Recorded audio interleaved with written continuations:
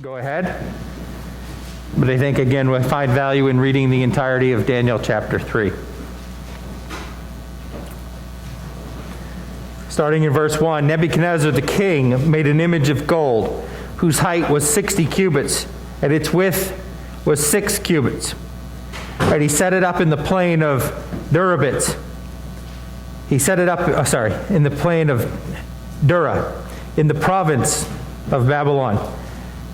And King Nebuchadnezzar sent word to gather together the satraps, the administrators, the governors, the counselors, the treasurers, the judges, the magistrates, and all the officials of the provinces to come to the dedication of the image which King Nebuchadnezzar had set up. So the satraps, the administrators, the governors, the counselors, the treasurers, the judges, the magistrates, and all the officials of the provinces gathered together for the dedication of the image that King Nebuchadnezzar had set up. And they stood before the image that Nebuchadnezzar had set up. Then a herald cried aloud, "To you it is commanded, O peoples, nations, and languages, that at the time you hear the sound of the horn, flute, harp, lyre, and psaltery, in symphony with all kinds of music, you shall fall down and worship the gold image that King Nebuchadnezzar has set up. And whoever does not fall down and worship shall be cast immediately into the midst of a burning fiery furnace." So at that time, when all the people heard the sound of the horn, flute, harp, and lyre, in symphony with all kinds of music, all the people, nations, and languages fell down and worshiped the gold image which King Nebuchadnezzar had set up. Therefore, at that time, certain Chaldeans came forward and accused the Jews. They spoke and said to King Nebuchadnezzar, "O king, live forever. You, O king, have made a decree that everyone who hears the sound of the horn, the flute, harp, lyre, psaltery, in symphony with all kinds of music, shall fall down and worship the gold image. And whoever does not fall down and worship shall be cast into the midst of a burning fiery furnace. There are certain Jews whom you have set over the affairs of all the provinces of Babylon, Shadrach, Meshach, and Abednego. These men, O king, have not paid due regard to you. They do not serve your gods or worship the gold image which you have set up." Then Nebuchadnezzar, in rage and fury, gave the command to bring Shadrach, Meshach, and Abednego. So they brought these men before the king. Nebuchadnezzar spoke, saying to them, "Is it true, Shadrach, Meshach, and Abednego, that you do not serve my gods or worship the gold image which I have set up? Now if you are ready at the time you hear the sound of the horn, flute, harp, lyre, and psaltery, in symphony with all kinds of music, you fall down and worship the image which I have made. Good. But if you do not worship, you shall be cast immediately into the midst of a burning fiery furnace. And who is the God who will deliver you from my hands?" Shadrach, Meshach, and Abednego answered and said to the king, "O Nebuchadnezzar, we have no need to answer you in this matter. If that is the case, our God, whom we serve, is able to deliver us from the burning fiery furnace, and he will deliver us from your hand, O king. But if not, let it be known to you, O king, that we do not serve your gods, nor we worship the gold image which you have set up." Then Nebuchadnezzar was full of fury, and the expression on his face changed towards Shadrach, Meshach, and Abednego. He spoke and commanded that they heat the furnace 7 times more than it was usually heated. And he commanded certain mighty men of valor who were in his army to bind Shadrach, Meshach, and Abednego and cast them in the burning fiery furnace. Then these men were bound in their coats, their trousers, their turbans, and other garments, and were cast into the midst of the burning fiery furnace. Therefore, because the king's command was urgent and the furnace exceedingly hot, the flame of the fire killed those men who took up Shadrach, Meshach, and Abednego. And these 3 men, Shadrach, Meshach, and Abednego, fell down, bound into the midst of the burning fiery furnace. Then King Nebuchadnezzar was astonished. He rose in haste and spoke, saying to his counselors, "Did we not cast 3 men bound into the midst of the fire?" They answered and said to the king, "True, O king." "Look," he answered, "I see 4 men loose walking in the midst of the fire, and they are not hurt. And the form of the fourth is like the Son of God. Then Nebuchadnezzar went near the mouth of the burning fiery furnace and spoke, saying, Shadrach, Meshach, and Abednego, servants of the Most High God, come out and come here.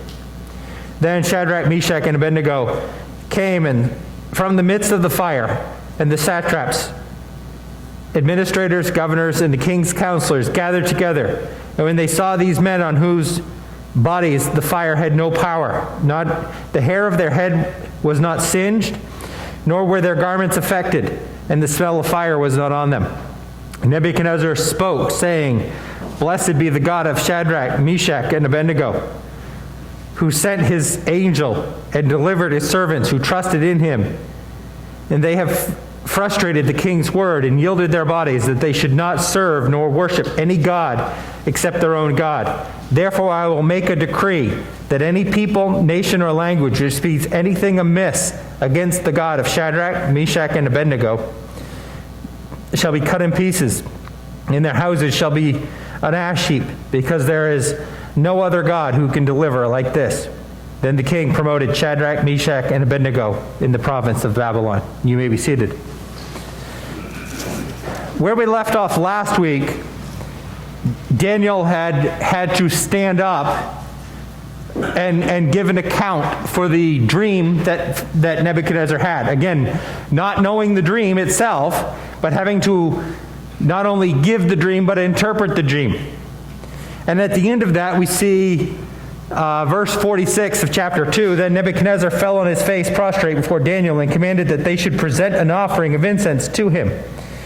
Then the king answered Daniel, Truly your God is the God of gods, the Lord of kings, and a revealer of secrets, since you could reveal the secret. It didn't take long for Nebuchadnezzar to turn from praise to God back to idolatry. I mean, yes, in our Bibles, it's literally a few verses. We don't know the exact amount of time, but I believe looking into some of the early manuscripts, there were some dates on these things, and they weren't far apart. He went from acknowledging God as God to idolatry that quick. Because in that time, who was Nebuchadnezzar? He was an idolatrous polytheist. He believed in many gods. He was used to switching allegiances back then.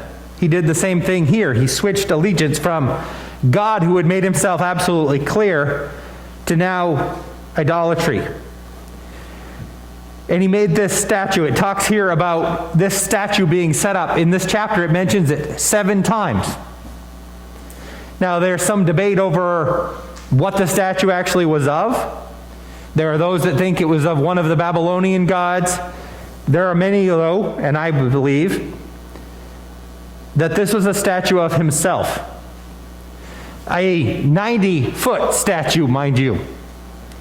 We don't have anything around here that's 90 feet tall, do we? So that's a basketball hoop times 9. 90 feet tall. The steeple might be getting in that neighborhood, maybe. I don't know. Didn't measure it. Wasn't climbing a ladder. Ladders aren't my thing. There was 90 feet. It could have been another god, but he took God's proclamation through Daniel in the previous chapter that Nebuchadnezzar was a king of kings, small k's, and he took it to the next level. Now he said, well, God says I'm the king of kings, or God in his mind says I'm the king of kings. Well, I'm going to prove myself to be that. Only in the vision or the dream and the interpretation thereof that God had given to Daniel, that king of kings was only what? The head. Here he makes an entire 90-foot statue. Again, of himself. He was the idolatry. He became full of himself. Again, that's assumed, but either way, even if it was another god, it's still idolatry and placing something else where he knew God was God. Previously, in chapter 1, we saw that he was training the Israelites to be able to serve in his kingdom. He was training them for their labor. What we find here is he's actually molding them and wants their heart. He wants their attention, their complete focus.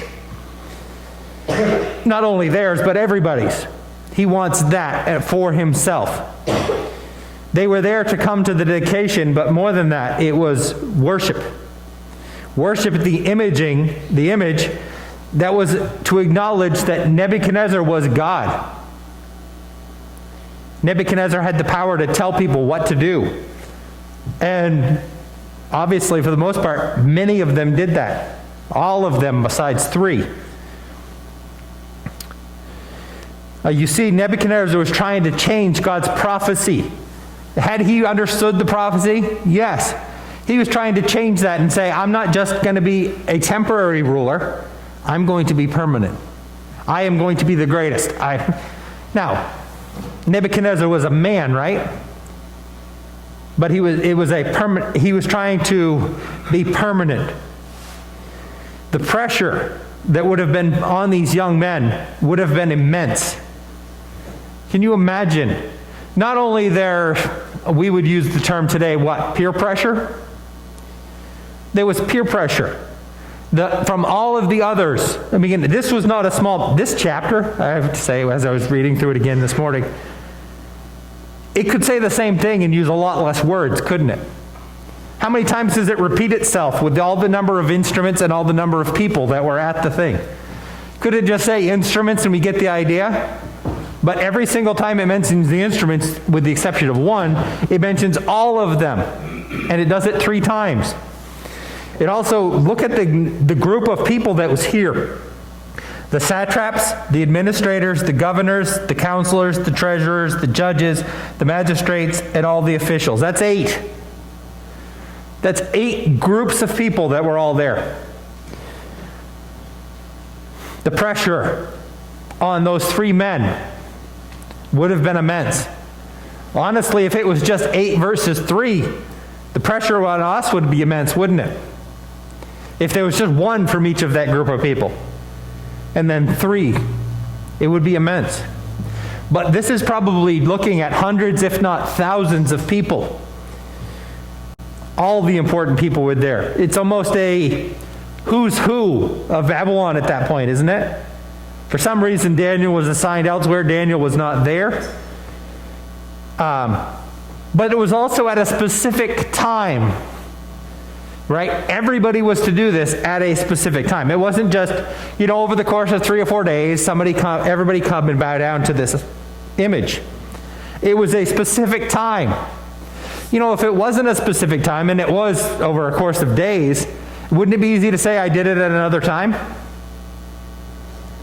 But if everybody's doing it at once and literally bowing down, have we seen those images on thing when there's 3 people that don't? You have everybody bowing down on their hands and knees, and then these 3 guys just standing up. You think they're going to stick out? They're definitely going to stick out. Everybody knew it. Of course, then again, if everybody's on their hands and knees, how are they looking around? That's a good question, isn't it? But there were those that found out. But there was a lot of pressure here. They didn't give in quietly. And all of this in the name of national, political, and spiritual unity. And it was under penalty of death not to comply. And not just quiet death either, was it? It wasn't simple. It was in the front of everybody and immediate. It wasn't, we're going to put you on trial maybe in 2 years. Isn't that our system nowadays? This was, if you don't do this, you are going to die today, this hour.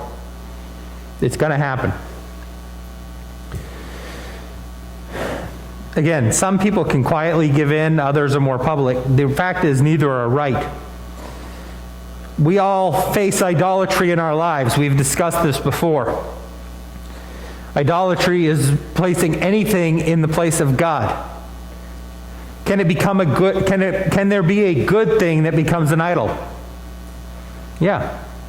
When something is good but it becomes a God thing in our lives, money is one of those things, and it's an easy topic to pick on, so I'm going to pick on it. Is money a good thing? We can do a lot of good with money. We can also have it be our idol and be bad. Jesus talked about the man who came into wealth and built many barns and stored up, and he said, I'm never going to have to do anything again. Did that person, his money and his possessions, become his God? Yeah. Can we do the same thing? Yes. There's always going to be pressure to turn to idols. Anything that we can find our security in, our hope in. This wasn't whether or not to be popular or not either. Obviously, when they stood out, they were not going to be popular. But it wasn't just a choice of, we're going to choose the unpopular thing. The one thing I found is, I don't want to be like everybody else. You know what they look like? Everybody else. That's for the most part the way it goes. But this wasn't about just being different than everybody else.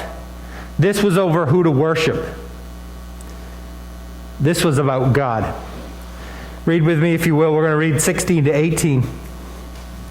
Shadrach, Meshach, and Abednego answered and said to the king, O Nebuchadnezzar, we have no need to answer you in this matter. If that is the case, our God who we serve is able to deliver us from the burning fiery furnace, and he will deliver us from your hand, O king. But if not, let it be known to you, O king, that we do not serve your gods, nor will we worship the gold image which you have set up. To the point of death.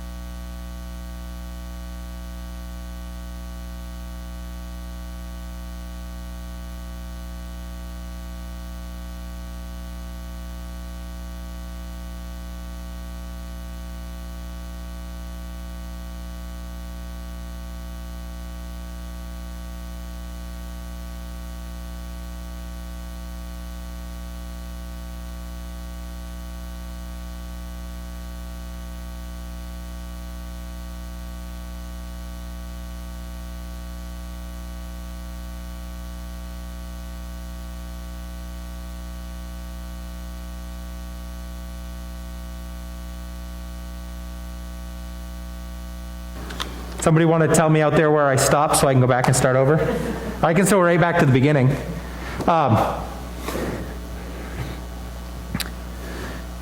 We don't always know how God is going to work.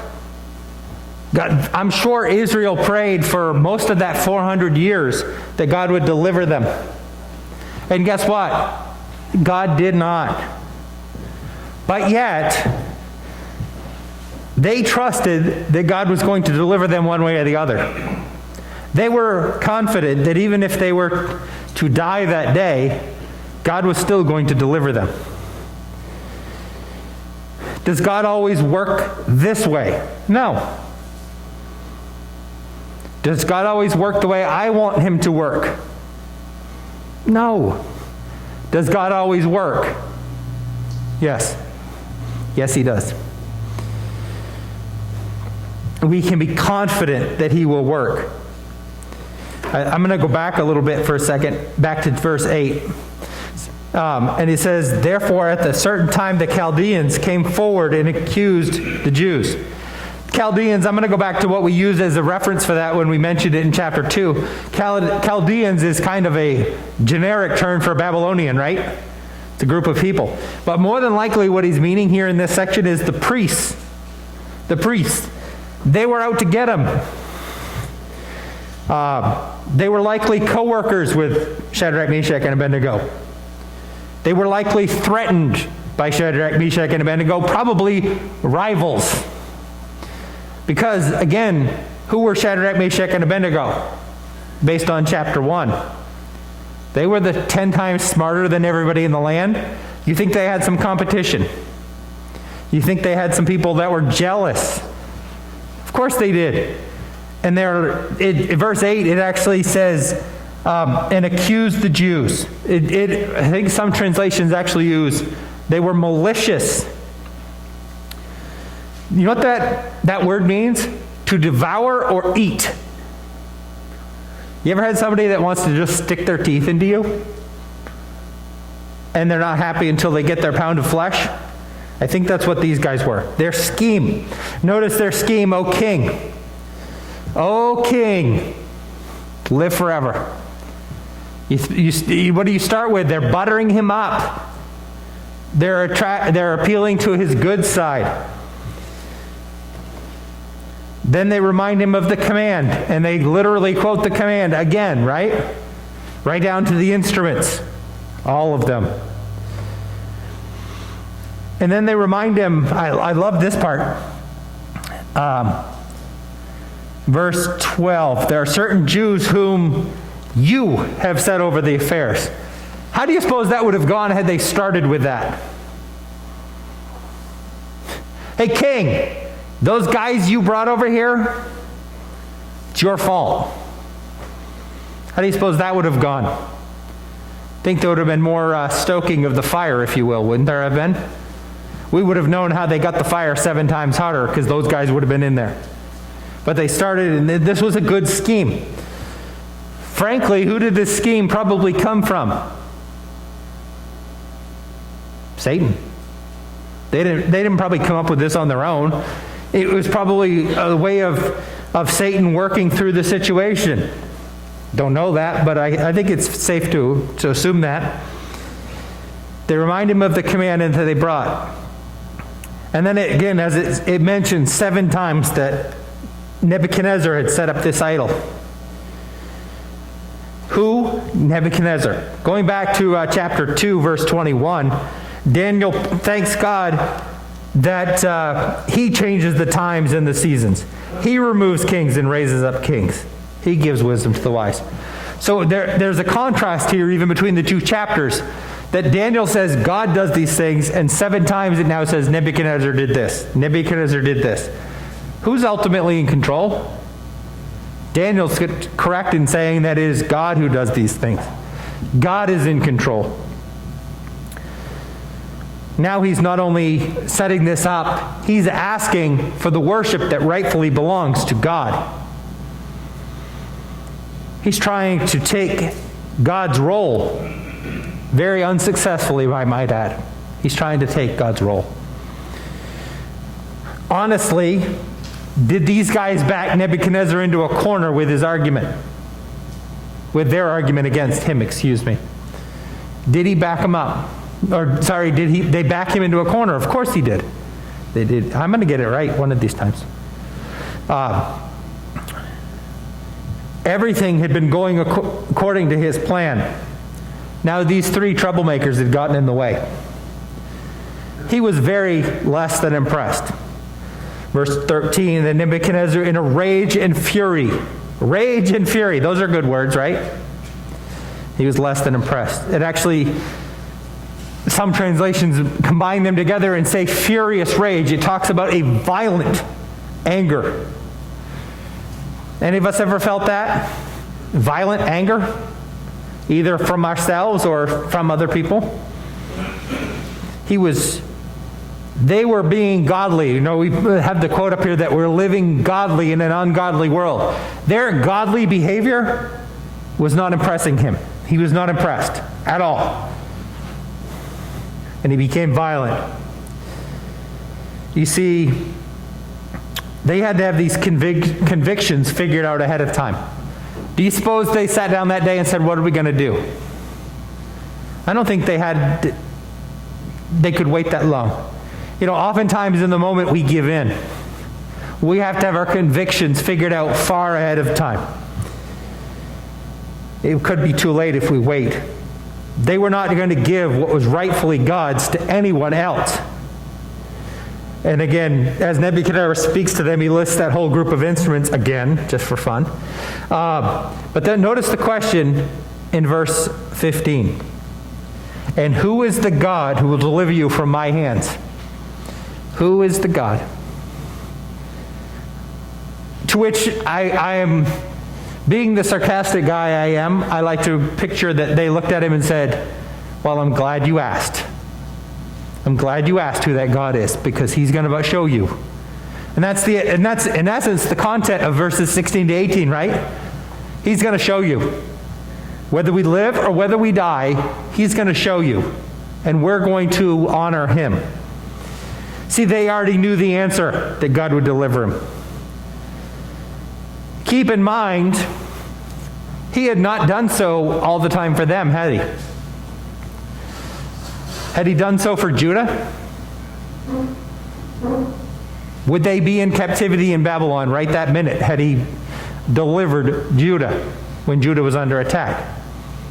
No. They were there personally as, in essence, they were slaves. Because he had not been there.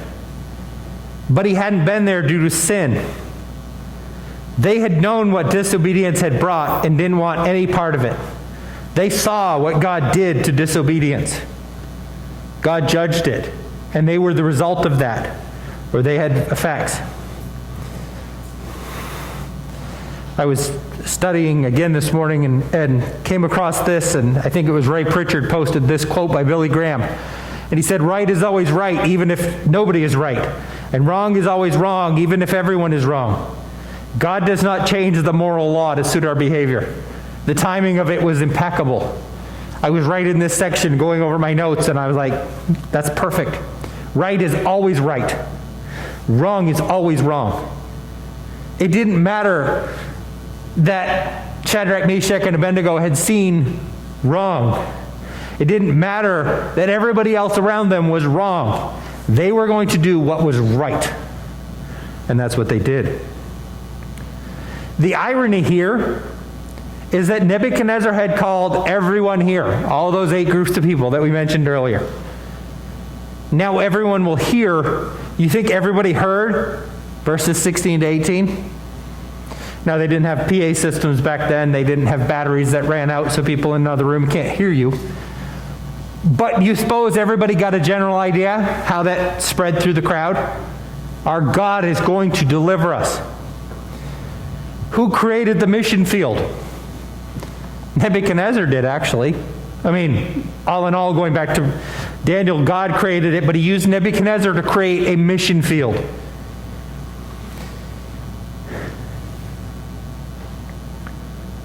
Now everyone was going to hear. And their response confirmed 3 things. They would only worship God, they trusted God's sovereignty, and they would trust his power and plan. That's the content of those verses.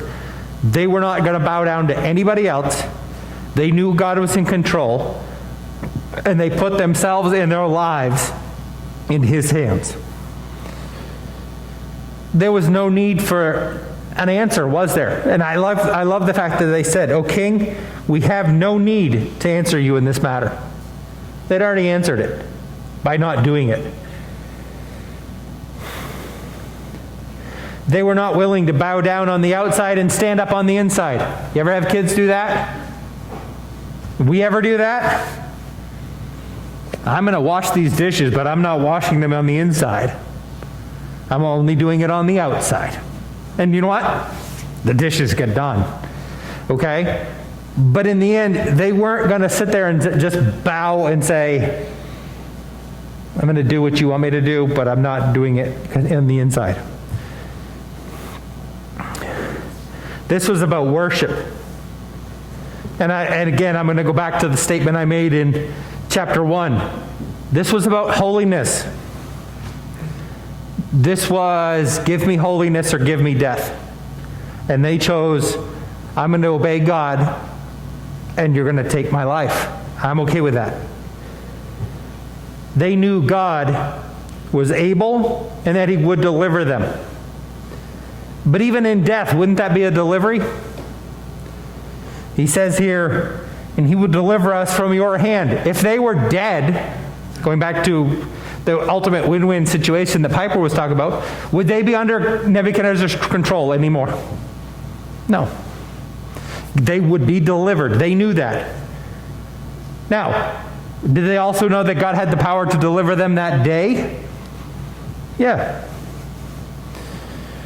And they trusted that he would. But if not, it wasn't a concern to them. They were at peace if he didn't.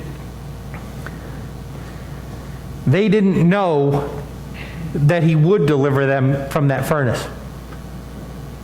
They also, do you suppose when the way those furnaces worked back then, there was a part up top and they were thrown down. It says they were tossed down in. You know what Nebuchadnezzar and the whole crowd expected? Instant cremation. That's what they expected. Do you suppose as they were being pushed in, do you think they still thought God was going to deliver them that way? I don't suppose they had any clue. They didn't know Jesus was going to be standing there waiting for them at the bottom. They didn't know that. But they trusted right to the end. They didn't get up there and as their captors were dying around them, say, I'll bow down. They didn't say that. They saw it through. They trusted God fully. Sometimes God shows his great power. Sometimes he allows his people to suffer. It didn't matter to them. They were going to serve him. That didn't bless Nebuchadnezzar either, as you can imagine. Sorry. That wasn't a blessing. Verse 19, then Nebuchadnezzar was full of fury. He didn't suddenly go, that was a great speech, you're right. He didn't. He was full of fury. He was more angry than before.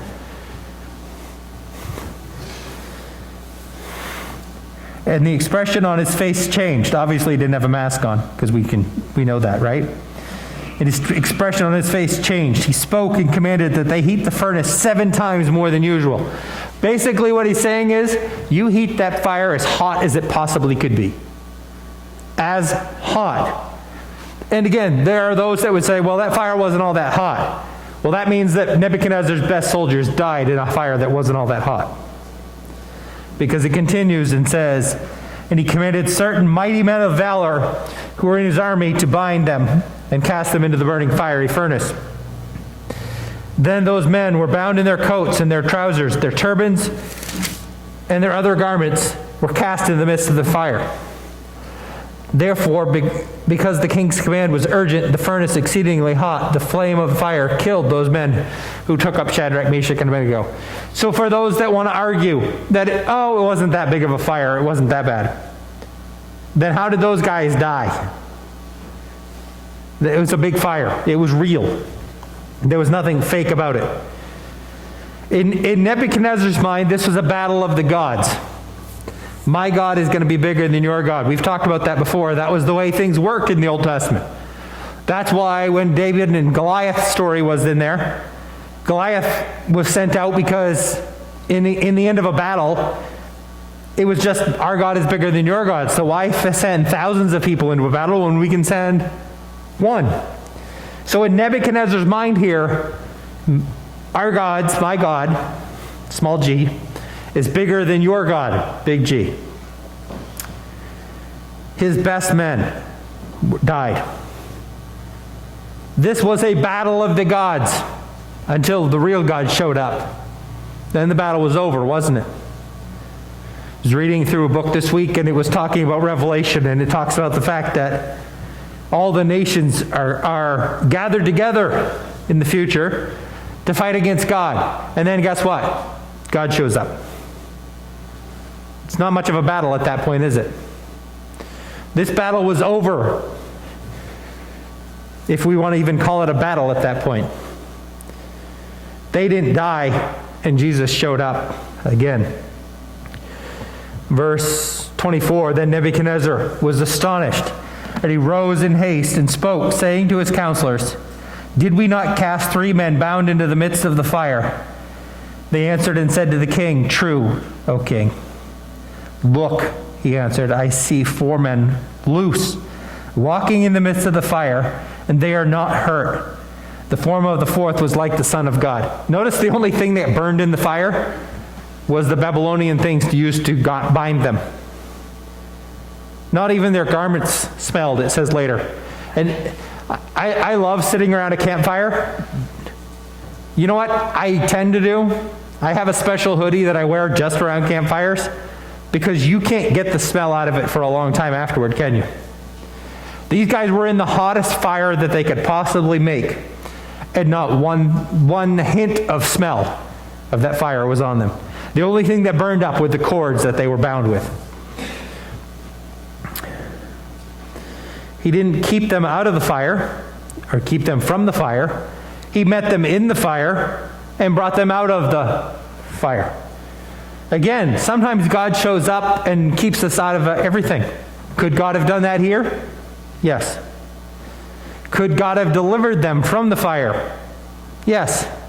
But you know what he did? He showed up. He was there. It reminds me again of the verse that I've quoted many times, but I will never leave you or forsake you. He didn't leave them. He was there.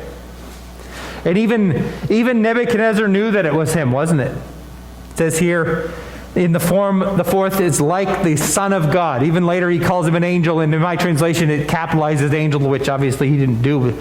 But it was obvious this is not just in the Bible they talk about theophanies, which is a pre-incarnate appearance of God. This is a Christophany.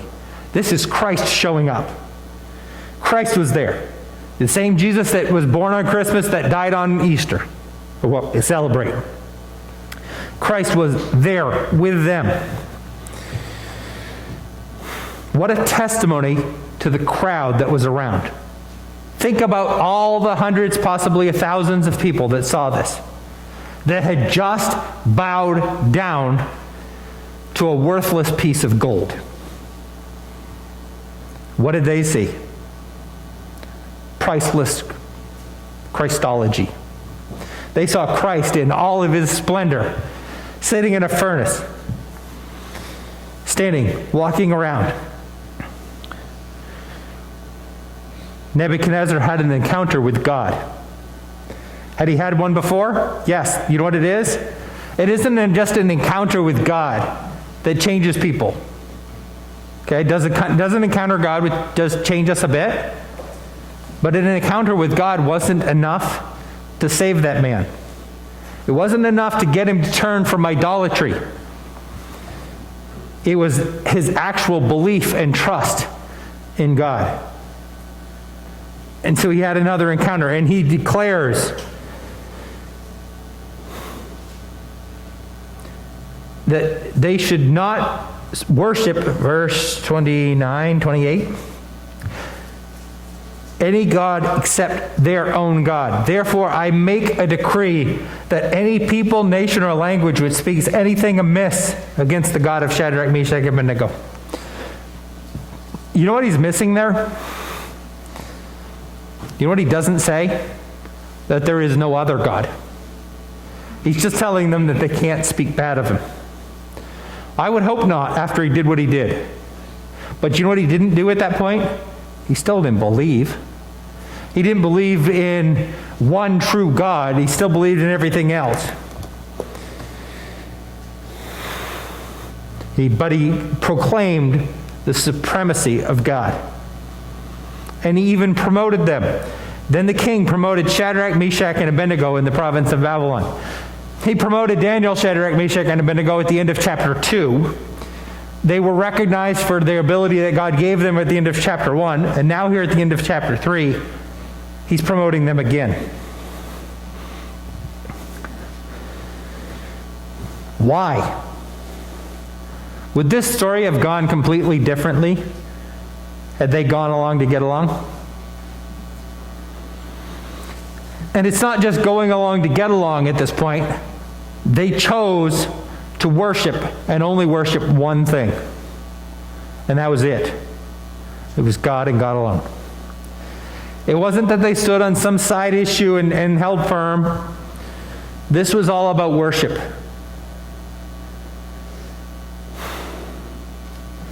Again, I've been working my way slowly through a book, but it talks about, and it's a statement I've heard many times, what hill are we willing to die on? What hill are we willing to die on? For them, it was worship. Nebuchadnezzar, you're in charge, but you're not in charge. Nebuchadnezzar, you are not God. We will not give you our worship. God alone is worthy of worship. That was the hill they were willing to die on, and God kept them from dying that day. But that was God's supremacy. It's God's sovereignty. It wasn't the fact that they weren't willing to. Again, for me to live is Christ, and to die is gain. They got both that day, didn't they? They got Christ fully and clearly in that passage. What hill are we willing to die on? Are there any? Are there hills we're willing to die on? Let me ask you this, are they the right ones? Are they the ones that God wants us to die on? Are we trusting God in them? Spurgeon said this, "Beloved, you must go into the furnace if you would have the nearest and dearest dealings with Christ." Let me start that again so I don't mess it up this time. Beloved, you must go into the furnace if you would have the nearest and dearest dealings with Christ. It's been said that God uses people who he has broken. Do you suppose there was a period of doubt potentially in these guys' mind? I don't know what God's going to do. We don't know that. I'm not going to presume that there was. I know if it had been me and I'd been standing on the edge, watching those around me die, I'd be awfully fearful. But they knew, they were confident in their God because he was already there. Who was standing in the furnace waiting for them? Jesus. And Jesus is in the middle of any trouble that we put ourselves in or we are in. There is nowhere that we can go. What did David say? If I go to the depths, you're already there. I can't outrun you. No matter as far as the east is from west, he's separated our sin from us. But everywhere that we go, he's there. We take the content of a famous hymn from kind of this story. How firm a foundation. When through deep waters I call to thee to go, the rivers of sorrow shall not overflow, for I will be with thee, thy troubles to bless, and sanctify thee to thy deepest distress. When through fiery trials and pathways shall lie, my grace all sufficient shall be thy supply. The flame shall not hurt thee, I only design thy dross to consume and thy gold to refine. Sometimes God allows us in the furnace to bring us out better than we were before. Right? The furnace is necessary. He cleans us. In the furnace, and we've looked at this several times as we've gone through Psalms on Wednesday nights, God uses the furnace so that we rely on him. And he gets rid of everything in our life that is an idol. And he gets it gone. That's not English, but you get my point. It's gone. What is in our lives that needs to be gone? And how much of a furnace is he going to have to put us through to get it out of there? And are we willing to? Is he calling us into the furnace? Was there any way around this for those three guys? The only way through was through the fire. Are we willing to step into the fire for God? Dear Heavenly Father, we thank you for today. We thank you for, again, the example Lord, we're not them. We're not Shadrach, Meshach, and Abednego. But you can do the same thing through us if we trust you. May not be the same situation, but you can bring us through it. And we know that you have promised to never leave us or forsake us. And Lord, we take hold of that today. We ask you for all these things in your name. Amen.